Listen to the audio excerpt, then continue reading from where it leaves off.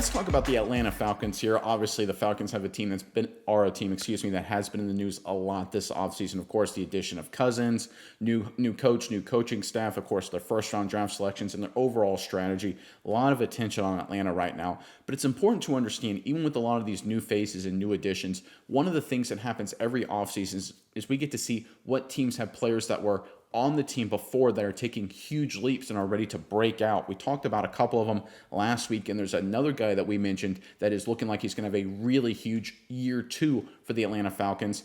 Let's pull up this report and we'll talk about this player. All right, this is from SI.com. With a heavy dose of snaps available, opportunity exists for several returning Falcons to take a step forward. Perhaps nobody is more capable than second-year defensive end Zach Harrison, who had 3 sacks, 4 tackles for loss, and 4 quarterback hits in his final 3 games last season.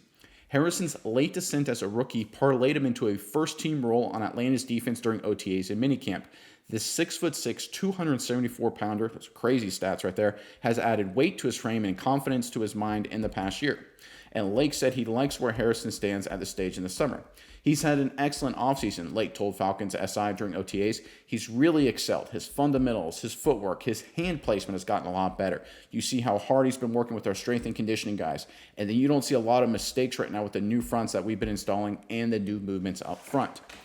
All right, look, Harrison was a guy coming out of Ohio State that was a physical freak. All the great tools in the world. The question was, could he put it together? He started doing it at the end of last season. He's continuing that momentum through the offseason. That's obviously a great sign for the Atlanta Falcons. Myles, I'm curious what your thoughts are on this. But first, Falcons fans, in the comment section below, we want to hear from you. What under-the-radar Atlanta Falcon right now do you think is set to have a huge breakout year for this upcoming Falcons team in 2024? Is it Harrison? Is it Arnold Ebiketie, a guy we talked about in the past? Let us know who you think is going to be the breakout guy on this Atlanta Falcons team and put them in the comment section below. And while you're down there in the comment section below, make sure you check out the description box for a list of all of our preferred NFL books. It's some great summer reading that we recommend so that way you can be the smartest person in the comment section. Make sure you check that out as well. But Miles, give me your thoughts on this potential breakout star here for the Atlanta Falcons. Yeah, Nick, I think we see this building whenever we see a guy like Harrison who comes on strong at the end of the season. It's always really promising, but sometimes it is kind of nerve-wracking in a sense that you're like, okay, a guy finally put it on. He got to get it together the last 3 games of a season.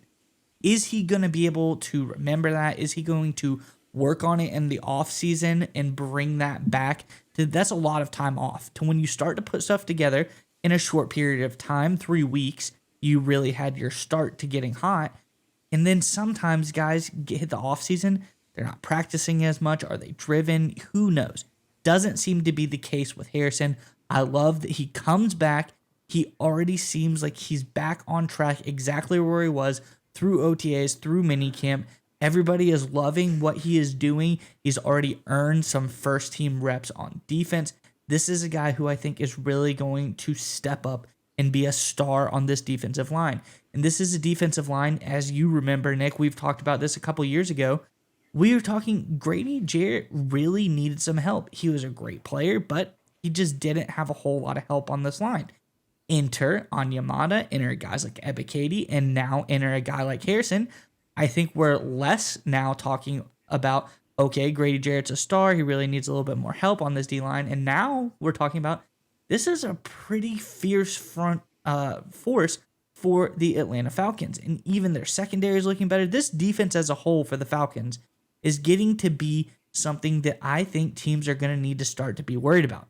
When you have all of these lethal pass rushers on the front 7, you have some great guys back in the secondary. You have one of the best safeties graded in the league last year, Jesse Bates, where he had second out of all safeties in the NFL last season. I think things are starting to look up for the Falcons, and it's partially through bringing in some nice free agent additions, but also they have been drafting guys and developing them and getting to the points where they need to be. I think also the addition of Raheem Morris as a head coach, big-time defensive guy, is going to help out a guy like Harrison even more. So I'm excited to see what this Falcons team does because I think they're going to be a surprisingly top-tier defense this season. I agree with everything you said, and it's important to understand as much as the second half of the year, Harrison started filling up the stat sheet a little bit. It was also his performance in terms of the advanced analytics that took a massive leap as well in terms of consistency. We saw basically an entire shift in terms of how Harrison was doing weeks 1 through 7 and how he was doing this, how he did the second half of the season. And here's what I mean by that. According to PFF, from week 1 through week 7, his low grade was about 40. His high grade was about 62, right? That's a narrow band, 40 to 62. His performance oscillated between those 2 points. The second half of the season, his performance oscillated between 54 and 86, right? So again, he started here, narrow band, not so good, 40-52 or 40-62, excuse me. The second half of the year, his worst got better and his best got a lot better, right? That's a sign of a guy figuring it out. That's a guy who's learning how to use his incredible physical tool set to his advantage, learning the game, the NFL concepts, how NFL offensive linemen work together, how he needs to fill in gaps, how he can rush the passer, right? Learning just to be an NFL player. Like, we kind of just assume guys just come in and day one they just know how to do everything, all the ins and outs, and it's not easy to do, right? There's a reason why a lot of players struggle their rookie years and then go on to have great careers. And Harrison, with his tool set and the way he finished the second half of 2023, is poised to do just that. And I love the fact you brought up Raheem Morris, because Morris, with the Los Angeles Rams, was incredibly skilled at putting a lot of young defenders. We look at Bryant Young, we look at Kobe Turner, in positions to be successful. Both of those guys last year for the Rams had really great years under Morris's tutelage and leadership, allowing them to really help that Rams team make the postseason. I think we talked about it about a week ago about Arnold Ebiketie. He's going to benefit from that, and Harrison will as well. And there's one other fact to consider here. I know a lot of Falcons fans, they really wanted Jared Verse to be taken in the first round instead of Michael Penix Jr. But when you look at the emergence of Arnold Ebiketie, when you look at the growth and development of Harrison, like we're talking about here, you can see exactly why the Falcons did what they did. They didn't need that pass rusher. They didn't need that edge rush defender. They already have 2 young guys ready to step up in Harrison and Ebiketie, and I think both of these guys are going to have a huge 2024 for these Falcons defense.